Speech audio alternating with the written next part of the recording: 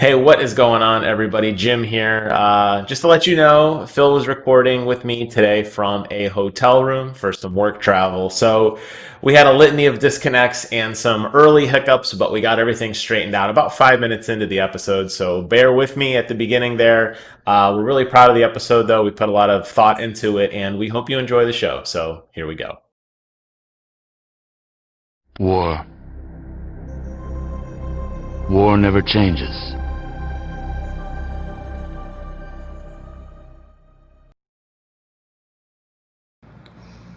All right, everyone, we are now recording. Welcome to War Never Changes, episode number 6, tentatively titled The Cost of Gaming in 2020, tentatively titled Phil is Talking to Us from a Hotel Room. Phil, how are you doing today, sir?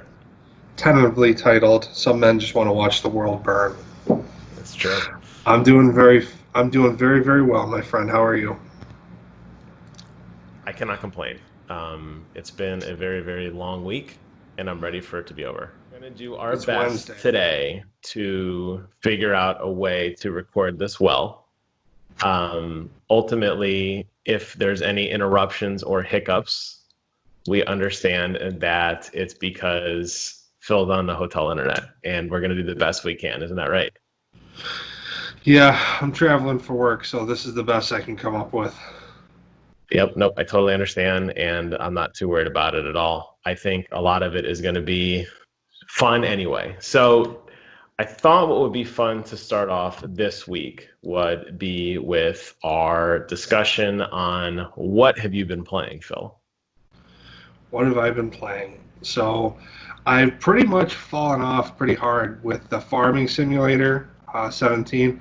I had a really tragic experience with a friend. What Um, happened?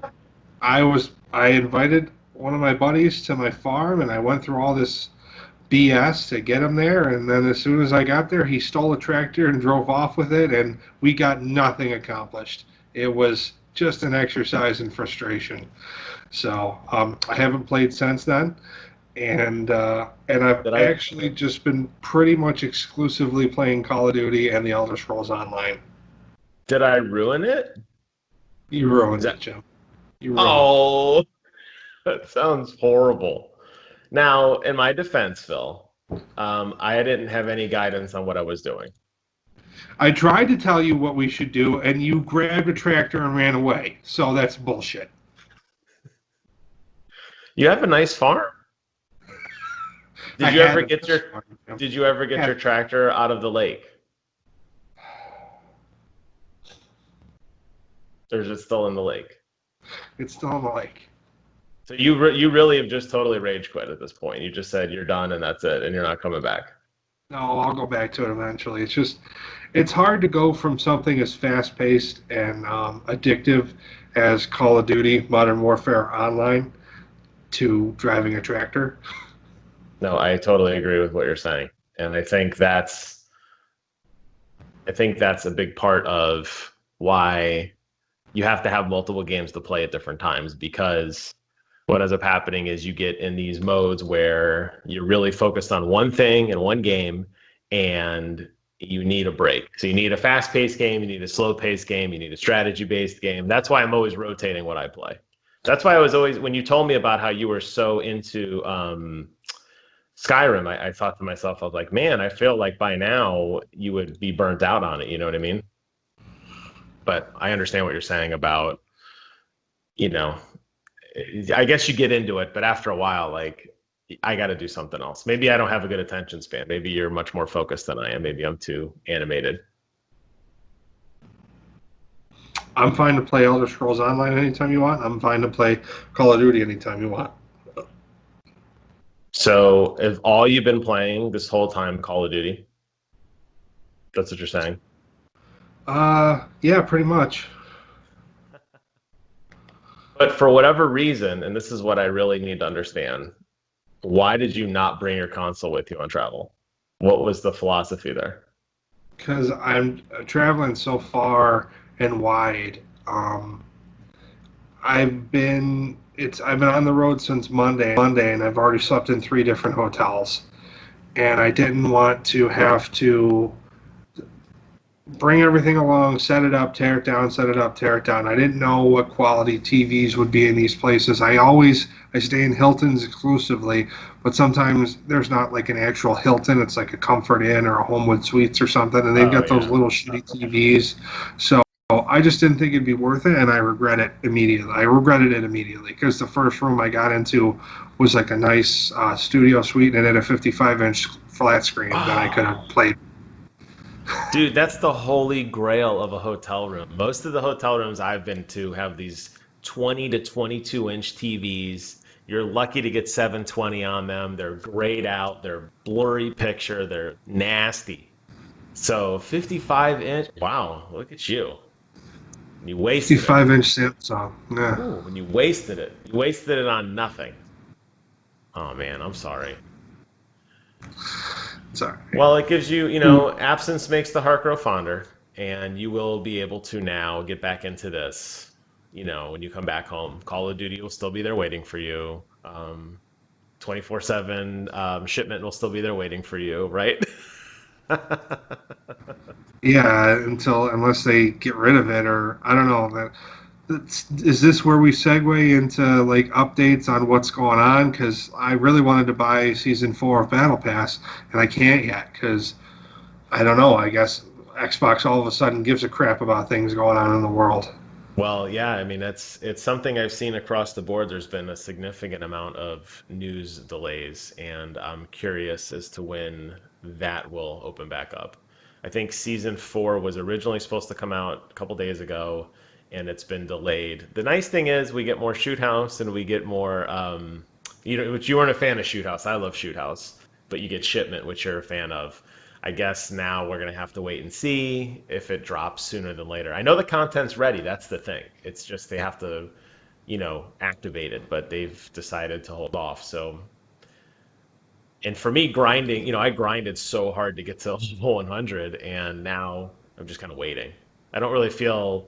I mean, I'll play, and I'll have fun with it, but the incentive of working towards the next big thing, for a lot of people, they blow through it very rapidly anyway, especially since you can buy your way through it.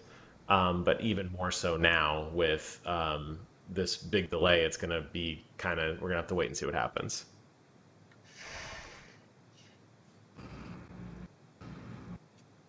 I can only see from here up. There you go. Look at beautiful. I want to see that beautiful beard in all its glory. Perfect. For me, I have been playing Far Cry 5, which I know you beat along. You probably beat it when it came out, right? I beat it a week after it came out. Wow. See, I don't know. I'm hot and cold on Far Cry, and I'll tell you why. I feel like on one hand, it's fun and it's zany, and it's meant to be fun and it's meant to be zany. Like one of the first missions I did, I don't know which way you went, but I went to the bottom left first. Do you remember which way you went? I went after the like skinnier, effeminate brother. I forget his name. Not the one to the north. I did the north last. I went Okay. weird little brother, and then I went Faith, and then I went to the I did north. this. I'm doing the same thing. I'm currently on the last brother at the top. I thought that one of the very first missions you do, the Testes Festies. Do you remember that Testes Festi or whatever? Yes, When you yes. find out that basically everybody working under Joseph Seed's evil cult is basically, chopped away to not pollute the seed, so to speak, a play on his name, of course. I knew what I was in for. And Far Cry's always been kind of zany, but some of these missions are just bonkers. I feel like, when did you start playing Far Cry? Did you play the original, or when did you jump into the series? Do you remember? Right to in Africa. Okay, so that was normal in terms of like Far Cry 1 and Far Cry 2 were based very much in reality. There were some aliens and stuff at the end, but you didn't have these goofy side quests. It was very much Right. a, standard type story. Far Cry 3, I think we started to see a little bit more zaniness with Vosh. By Far Cry 4 is when you met these crazy eccentric characters, and Far Cry 5, I feel like they've ratcheted up to like 50. And we just got bizarre ass people now. Yeah, agreed. Agreed.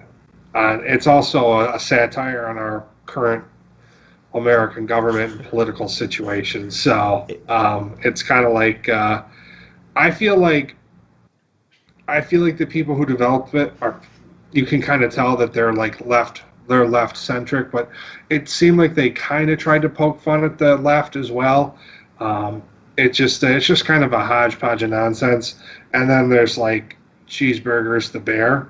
Yes, yeah. I haven't unlocked So him it's just yet. kind of all over the I place. haven't gotten him yet. I just got the one of the last missions I did with Faith's region was unlocking one of the panthers. You had to basically lure a panther back to its cage. I don't remember the name, but you had to throw meat, and it slowly worked. And then, Peaches. yeah, Peaches. Thank you.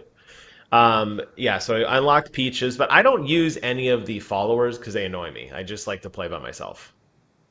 No, use Peaches. Peaches is great. You don't see her, you don't hear her. People just die, and she moves on to the next See, one. I had the dog at first, and he would bark incessantly, constantly, and it No, was. cat doesn't do that. Mm. And then I had the female sniper, and she just could constantly talk about lining up a target. Yeah, all of them though, not just her. I had the airplane guy who would come and do the flybys. He would talk to me all the time.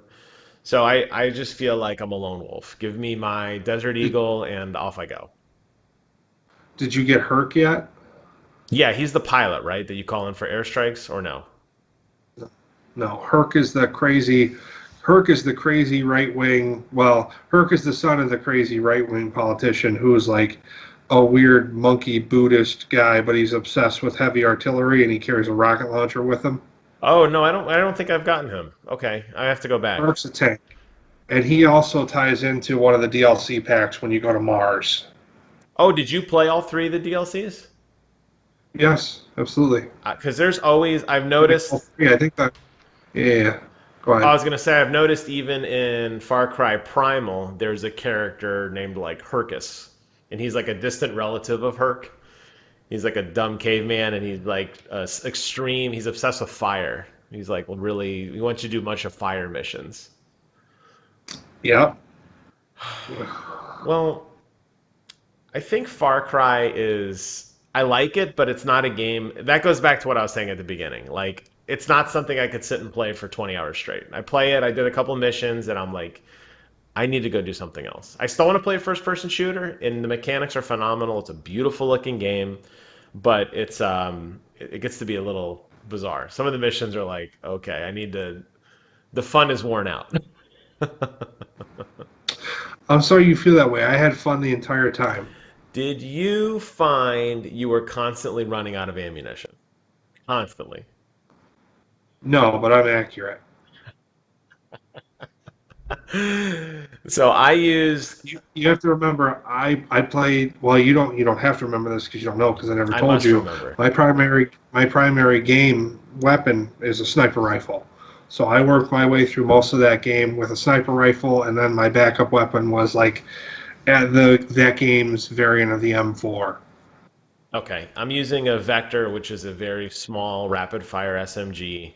I do have some sort of sniper rifle, a shotgun, and a shovel.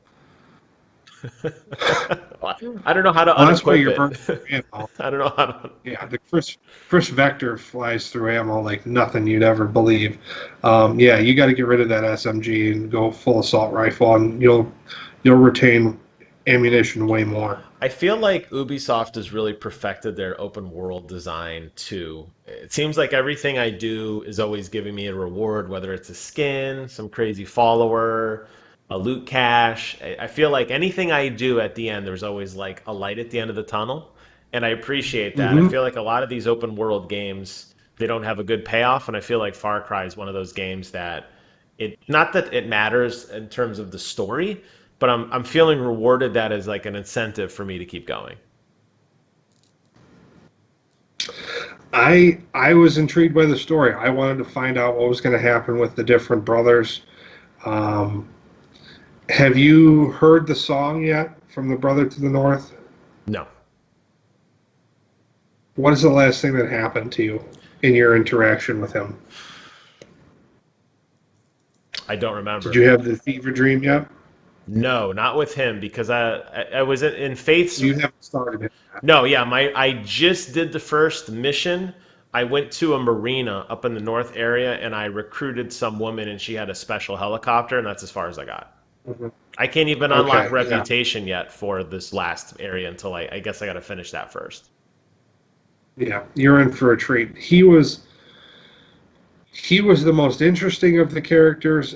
His missions were the most challenging to me, and they were also the most fun. So I think that if there's any part of the game you will enjoy, it's this next part, because it's about this part is, I would say, I don't play Far Cry games on easy difficulty, so I don't know what difficulty you're playing on, but he was probably he was more challenging than both his other two siblings combined.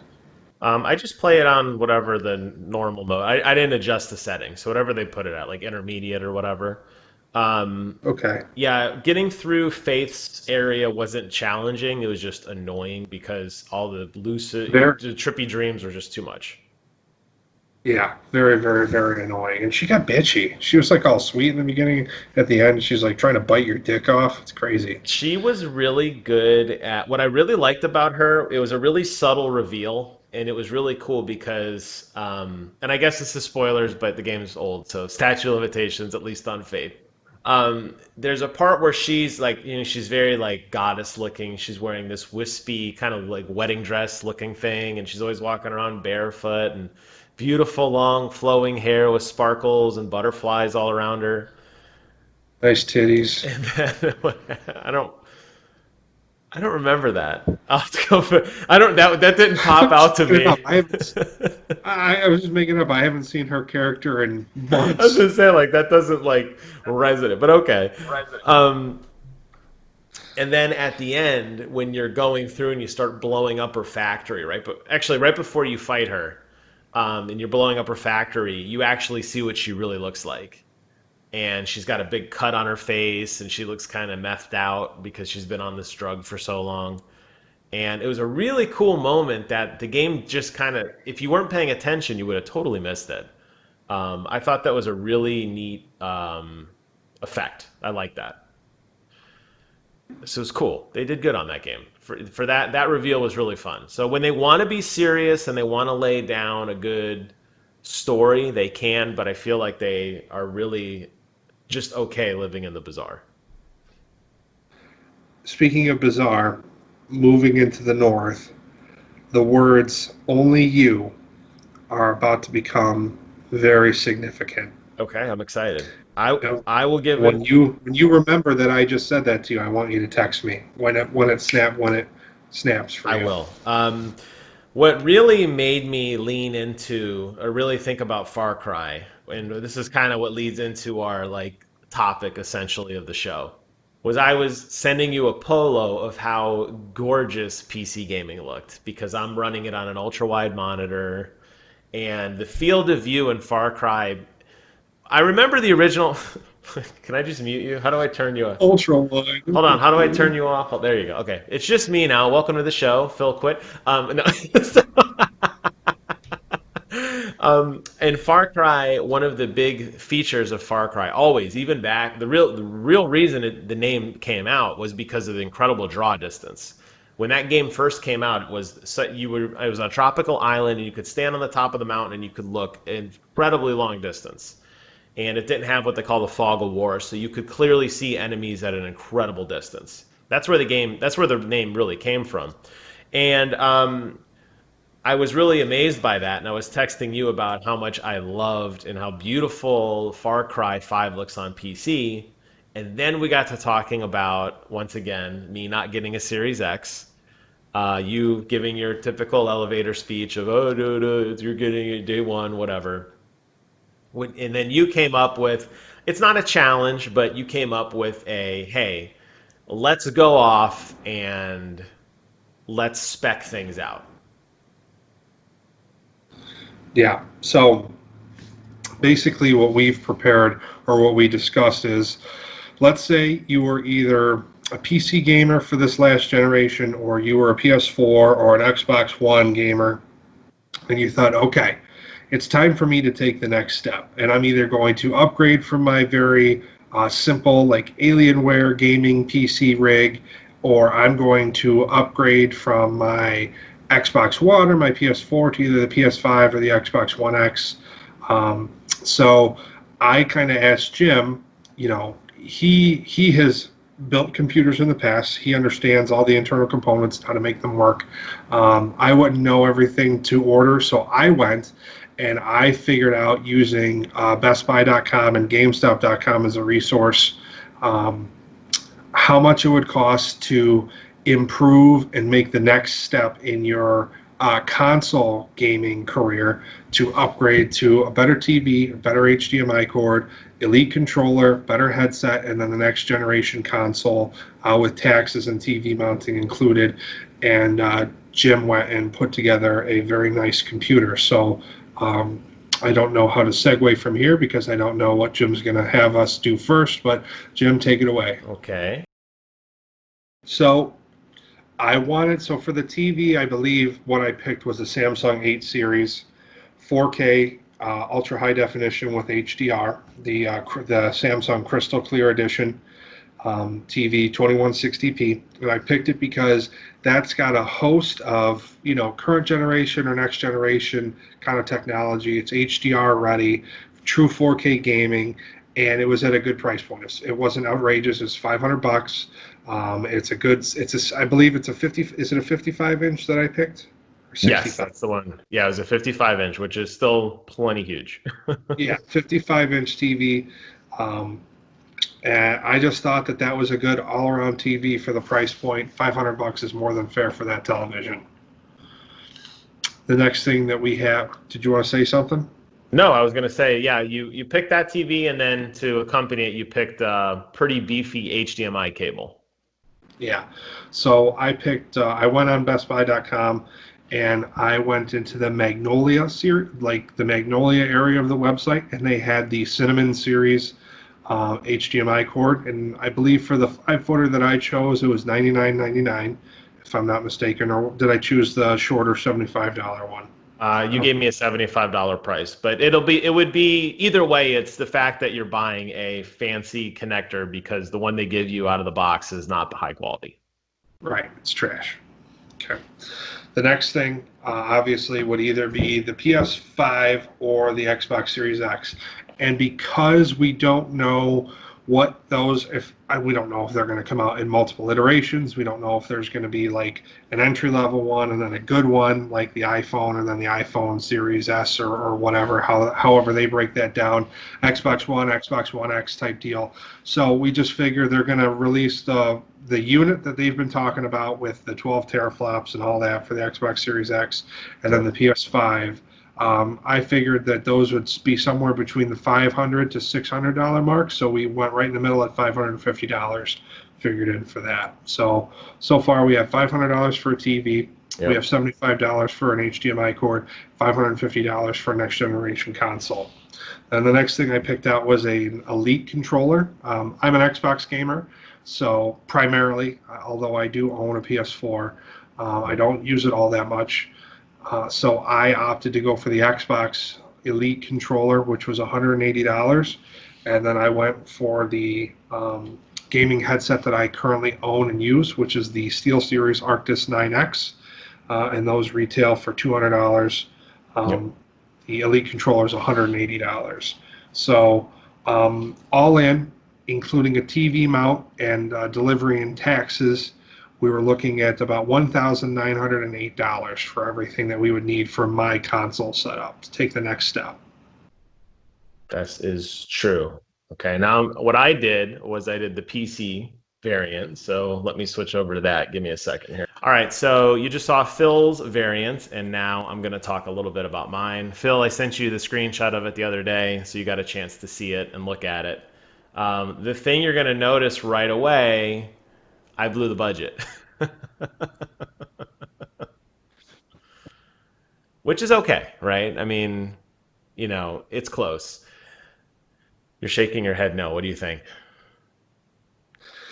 I mean, the idea was, can you get a gaming computer with the same specs, same or similar specs as the Xbox Series X with a monitor, the mouse, the whole setup for the same. And It turns out you can't, but that's okay. Correct. That's okay because. Yeah, no, you're right. You can't. And what it comes down to, without going into 5 hours of technobabble, is on a generation release when the Xbox jumps to the Series X, PlayStation 3 to 4, 4 to 5, whatever. Typically, that is some of the newest tech that's available. It's always a custom chip, it's always a custom design, and it takes a while for the industry to kind of catch up. So, in order to match the horsepower that the Series X is providing, which is a reported 12 teraflops, I had to spend a significant amount of money on a cutting edge, brand new processor and a cutting edge graphics card in order to get remotely close to that coveted 12 teraflop count. Now, the truth is, when you get into some of this, and I won't go through every single spec here, there's definitely a lot to look at. I'm just kind of glancing over it.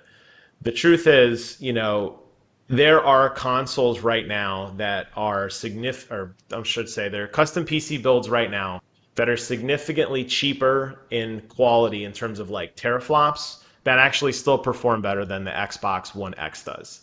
The Xbox One X is supposed to be a 6 teraflop machine.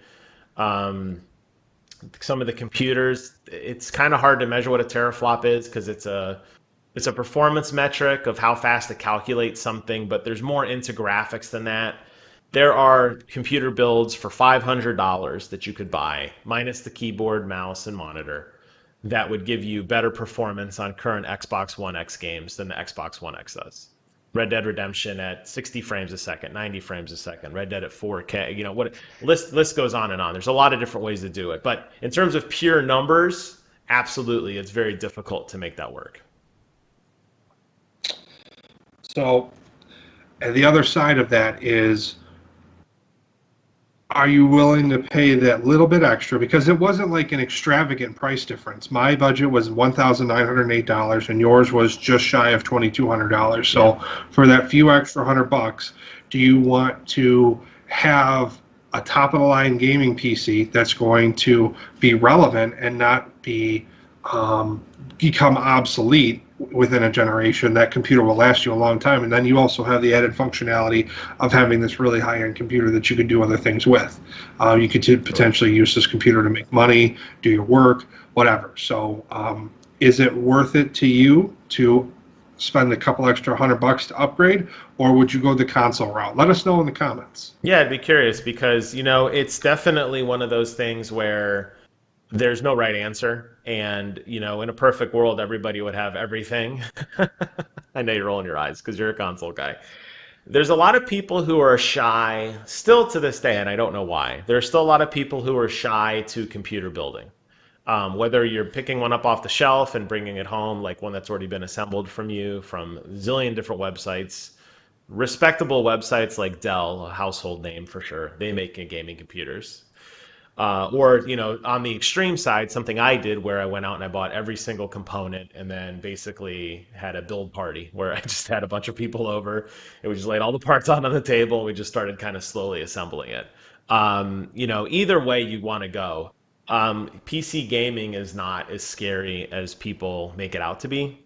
And that's something that it's sad because I am such a big PC gamer, but I understand it. And there is an ease of, hey, I already have a TV at my house. I already have a decent sound system. All I got to do is buy this box and I'm already there. I don't have to worry about installing Windows and getting a special monitor and key. I think it's more accessible for people to just add a console to a TV than it is to go out and buy some of these parts that I listed, because these are very extravagant things that you're never gonna have to buy again. But you have to buy a power supply. That's not something that people think of, but it's part of a computer. Mm-hmm. Yeah, the other disclaimer is that we understand that both of these budgets may seem pie in the sky for some folks. Right. We're probably at a different point in our lives professionally than most people who are just getting into gaming or ready to take that next step. So you, as an individual, need to do what's best for you and your budget. Absolutely. If you have to opt for the 32-inch TV over the 55-inch TV, that's fine because it's all for the love of gaming. That's true, and that's one of the nice features of console gaming is you buy it and then you're set. You don't have to worry about any kind of upgrades or any kind of anything for the entire life of the entire life of the console and then some. As where with PCs, you're constantly having to tinker. It's like the Millennium Falcon. Like you're constantly like, well, I need a better hard drive. I need a better, and you see your performance dwindle over time, and then you buy this big processor or you buy this big, stick of RAM. Heyo. And suddenly your performance blows up again, and all of a sudden you're back at 120, 130 frames a second. You're like, this is awesome. And then over time it dwindles, and that's people who have PCs. It's a constant work in progress. Disclaimer: I forgot to mention it, but in that price that I said, Hmm. included was a 4 terabyte Seagate external hard drive. I did list it on there. You didn't talk to it, but I did have it listed. And the truth is, Oh, you're running into that problem now because you have still the launch edition Xbox One. You never upgraded to the S. You never upgraded to the X. So you're sitting at what was supposed to be 500 gigabytes. If it's anything like mine, it was probably in the 450 range. 420. Ooh, man. So you got beat almost a fifth of your. Okay, so Call of Duty's like what? A billion gigabytes, right? It's literally 204 gigabytes. So in order to play Call of Duty, you basically wiped everything. Like you only have like one or two games now because you're flat out of room. These are the games that I have installed: Call of Duty Modern Warfare, Elder Scrolls Online, which is also massive, Farming Sim 17, end of list, and I own well over 50 games for it. As the new generation moves forward, as the Series X moves forward, and we start to see more backward compatible titles coming, your library is going to infinitely grow. You're going to have to get, I'm not saying right now if you're upgrading the Series X, whatever, but people, I don't think they realize, 1 terabyte doesn't go as far as you think it does. It sounds like a mythical number. It is not. It's definitely not. I think that's the big takeaway. Yeah, well, if I upgraded to a 1 terabyte hard drive instead of having 3 games, I might be able to have 5. It's the thing. I mean, my gaming computer, I just bought a second terabyte. So I'm at 2 terabytes. And a quick scan of my computer, I could tell you, I am sitting at about 400 gigs free. And it's not like That's I'm awesome. crazy. It's not like I'm going crazy on games. It's just I got it and immediately filled it up. Immediately. Yeah, well, I am in the process of acquiring. I got to figure out which one I want because I wanted the Cyberpunk 2077 at five terabyte special edition Seagate thing, but it doesn't come out till June 5th, and you can't pre-order it anymore. So I doubt I'm going to get my hands on it. So I just have to go find something else. But I'm stuck between: do I pay the extra money for a solid state drive, or do I just stick with a regular HDD? And I know I'm going to end up sticking with the regular HDD. It's just an exorbitant price. Plus the new console. Something that I'm worried about is these peripheral items that I've been purchasing: the new blue Xbox controller, the headset, this new hard drive. I don't know if any of this shit's even going to be compatible with the Series X when I get it, and I'm So legitimately concerned about that. Microsoft has been very vocal in saying that your stuff will carry over. The question is, based on the performance of whatever the new stuff is it something you're going to want to bring with you? For example, they've already redesigned the controller. I don't know if you've seen it. It looks very similar to the base controller, but it has a couple different face buttons. Will your old Saw control? like the little upload. Yeah. The question though is, how important is that? If it doesn't matter, if maybe that's not a great example. If the upload button doesn't affect you, so what? But using your old controller, you're not going to have access to that. I'm not saying that's going to be mapped into a game, but there's I mean, it probably won't. It'll probably be more like an alt function on a keyboard or something. But the solid state drive, perfect example. I have an external hard drive. It plugs into my console via USB 3.0, which is currently the fastest USB standard available. I don't know. I can't imagine Microsoft is going to make a proprietary port. but let's just say they did. And now it's some fancy new drive that runs way faster. You could still use your old USB 3.0, however, the new one's better and greater. You're right, it does raise a lot of questions. I mean, there have been a lot of standards that have remained consistent for decades. Headphones with a 3.5 millimeter phono jack, which is what almost universally is accepted by every headphone, until Apple said we're not even including that. We're going to have Lightning, or you're going to have to do wireless. So you're right. The standards could change on a fly, and just because they said they meant they're trying to be pro consumer, which I think they're very pro consumer right now, there's no guarantee that this is actually going to do what we think it's going to do.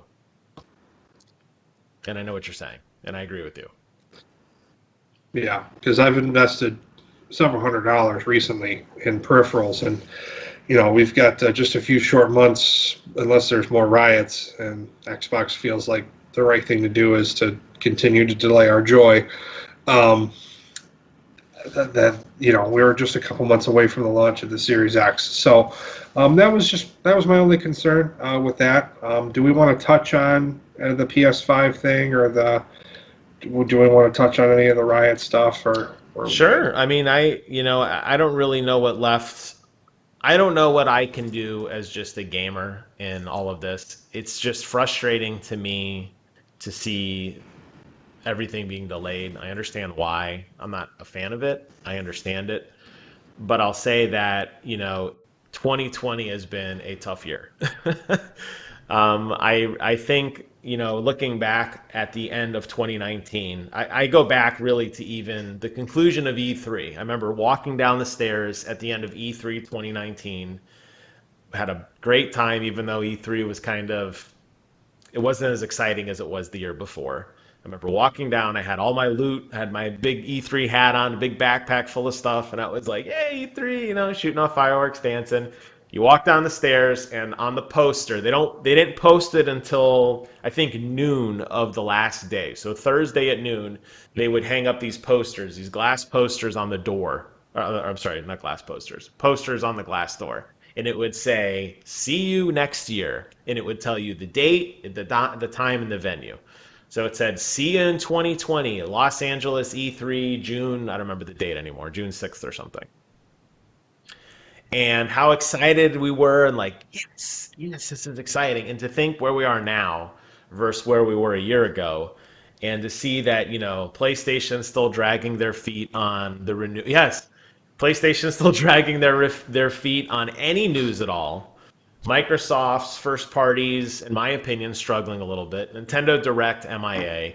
You look at it and you're like, man, like this was supposed to be a really exciting time, and there's just not a lot to be excited about right now.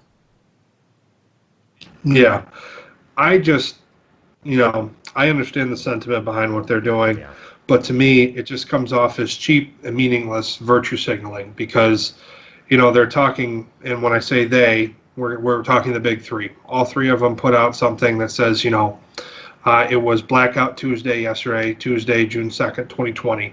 And just like every other large company, they hopped on board with it. Yeah. And they want to talk about dignity and respect and respecting people's cultures and the color of their skin and all this other stuff, which fundamentally is wonderful. It's a wonderful thought. It's a wonderful sentiment to express when expressed sincerely.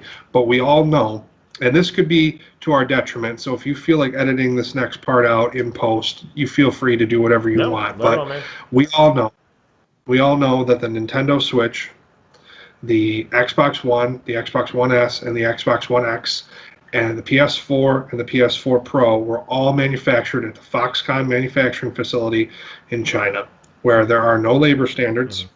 There are no practices which encourage inclusion or diversity, and racism is rampant throughout the Chinese culture.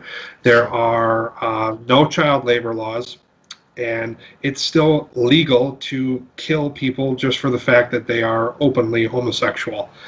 This is a country where it is a known thing that if you hit someone with your car, it is best to back over them and make sure you kill them. And to pay a small fine rather than be sued by that person and potentially lose your home or your car. So this is a culture that does not respect anyone's personal property. It does not respect the dignity of a human life, and they certainly don't respect each other's culture. Um, and for these people who knowingly engage in billions of dollars of business a year with this place simply to save a buck, talking about respecting the dignity of human life is frankly malarkey. Not to use a funny word to underscore the seriousness of this sentiment, but I can't swear like a sailor about everything, but I will say that it was bullshit. We don't believe you, Xbox. We don't believe you, Sony, and we don't believe you, Nintendo. When you pull out of China and you put your manufacturing places in a Uyghur or a Taiwanese village, or you spread some of that copious amounts of money that you have to other cultures that have been downtrodden for years and are underrepresented in every single industry imaginable, or you move it back home to America or to Japan, respectively, for Sony and Nintendo, then we'll respect what you have to say about dignity, inclusion, and diversity. But until then, you need to keep your mouth shut. No, that's really well said. There was definitely a lot of comments I saw on social media regarding some of the hypocrisy, particularly from Blizzard when all of the stuff happened with the Hong Kong protests. And I was surprised because I didn't really, to my own, just thinking through things, I didn't connect those dots. And then as I was reading stuff, I was like, okay, that makes sense. He's still banned. I know That that. player is still banned. Yeah, and that's the thing is you're right. It's hard because there's always you got to pull back the curtain like Wizard of Oz, right? Like what's going on behind the scenes. And yeah, you see things for in a different light for sure. And I'm sure I think really for me, I mean all of this whole year has just been really crazy, emotionally draining. I feel like I've aged 30 years in the past 6 months. My beautiful hair is definitely not coming back. It's gone. But I'll say that yeah, it definitely puts a new perspective on things for sure, and it makes you either appreciate what you have or realize what you have maybe isn't the best. In terms of like I think back to I never thought in a million years, even going back to COVID, which seems like forever ago now, like going to, today, the governor of Florida just announced that they're opening what they call phase two, which phase two now allows us to go to movie theaters again at half capacity. And it's when in a million years would you have told me, hey, you're going to look forward to the day you can go to see a movie again? Like, I was seeing movies when I was 6 years old, but that's unfortunate the world we live in, and that's why I like to do so many video game related YouTube video things because that's my little way. I'm not nearly going to fix the world's problems, but it's my way of giving back or at least trying to take everybody's mind off things for 10 seconds if I can. I mean, a lot of my videos don't get a lot of views, but that's okay. So, They all get at least one. well, two now because I'll watch it and you'll watch it, and maybe our wives. That's like four. I mean, we just doubled our numbers. I don't think my wife has seen any of our videos yet. No, huh? That's really funny. Um, so in so we talked about Xbox. We talked about the breakdown between consoles and PCs. We talked about games we're playing. Is there anything else, young man, on your mind that you want to talk about, or is there anything we missed? You tell me. This is Phil's open forum. I know that a lot of video gamers are people either in the same age group as Jim and I who have been around since, the first generation consoles like the Nintendo SNES or, the Sega CDX or whatever. And we have a certain level of insight into how the world works. And then there's a younger generation who is figuring out that an imperfect world may be even more imperfect than we originally thought. Yep. But if there's anything that Jim and I have been discussing lately that we want to impart or impress upon you, it is that destroying your own neighborhood and destroying your own culture and the place where you come from with the idea that it's somehow going to affect positive social change It is not. Stay in your homes, stay safe, and be an ally to people of color in a valid manner. Improve the way that you present yourself to your community every day. Contribute just a little bit more each and every day, and just treat people with respect. But please stop burning down our cities. It's getting ridiculous. Yeah, it's I've been keeping an eye on the news, and I hope it ends soon. I hope people can peacefully figure out what they want to do, for sure. Um, Yeah. for me, my closing thoughts not nearly as deep as yours. My homework for you is I want you to try Elder Scroll Blades. You could do it on your Okay. Switch. You could do it on your It's phone. downloaded. I just want, you're more into the lore of it. I was blown away by the fact that you can be a blade, which I thought was so neat. Again, this is somebody who's lived in the dark ages of Skyrim until maybe what, 6 months ago. So that might not be an exciting, revolutionary new thing in of itself. But you've been a champion on this show, although no one's answered your battle cry, so you have to answer your own of mobile gaming. And I I feel like Blades is definitely one of the best games I have played in a long time. Given the fact that it's a mobile game, given the fact that there's microtransactions, whatever, I take all that into account. But it was so riveting to just have those quick burst sessions of Elder Scroll combat. Not that it's world class, but being in that world, building a town, making something happen, it was really a lot of fun for me. Okay. By the time we record next Wednesday, I will have given that game at least 2 hours of my attention. Fair enough. That's all I could ask. Is just play through the beginning and let me know. I've done reviews both on the Switch and on the cell phone. I will say the Switch version, while it controls a lot better because you have analog sticks, it looks pretty rough. But you said you don't care about graphics, so maybe you'll just fall in love with it. But it was so bad, I can't play it on my Switch anymore. It gives me a headache. Who knows? Maybe I'll feel the same way. All right. Well, I think we've said it all. Is there anything else you want to say? You good? I would say that I just want to say that while some men just want to watch the world burn, war never changes. Thank you guys so much for watching.